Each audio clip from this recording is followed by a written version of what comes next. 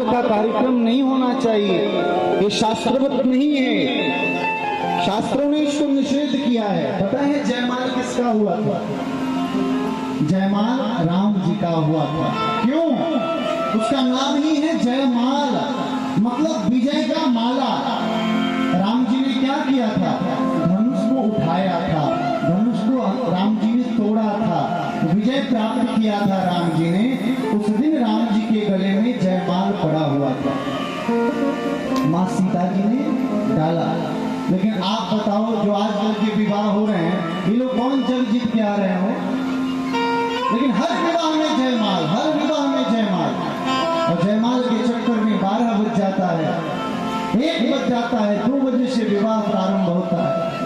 और कराने वाले महाराज आकर के पंडित जी के कान में आके कह देते हैं, पंडित जी 5 बजे तक खत्म करिए, विदाई हम 4:30 5 बजे हम लोग को करा देना है। तो पंडित जी भी जाते हैं सीधे बैठ करके महाराज, और सीधे कन्यादान प्रारंभ करते हैं। और कन्यादान प्रारंभ करके सिंदूर दान करा देते हैं। 2 मिनट का तो काम है। बताओ, ये संस्कार नहीं है हमारे सनातन का। विवाह तो कम से कम विधि विधान से, वैदिक विधि विधान से होना चाहिए। किसी ब्राह्मण को बुलाओ तो उसे समय दो। कैमरे वाले के लिए 3 घंटे का समय देते हो, ब्राह्मण को कहते हो 1.5 घंटे में विवाह करवा दो। और आज सभी सनातनियों कान खोल करके आप सुन लो, यही कमी है। यही इसी कमी के कारण आज देखो कोई भी विवाह जो है ज्यादा दिन तक टिक नहीं रहा है। 6 महीना, साल भर, 2 साल में तलाक का सबसे ज्यादा मामला हम लोगों में देखा जा रहा है। क्यों? क्योंकि भाई विधि विधान से तो हुआ ही नहीं कुछ। मड़वा में महाराज चप्पल जूता लोग पहन करके जाते हैं, जहां गणेश जी रखे हुए वहीं जूता पहन करके लोग जा रहे हैं। बताओ, गणेश जी कल्याण करेंगे? विवाह मंगलमय होगा? नहीं होगा। विवाह एक संस्कार है, विवाह को आप उत्सव मत मनाओ। जब संस्कार से विवाह होगा, विधि विधान से विवाह होगा, तो वो विवाह टिकाऊ होगा। वो रिश्ते जो हैं वो टिकाऊ होते हैं। बोलो जय श्री राम।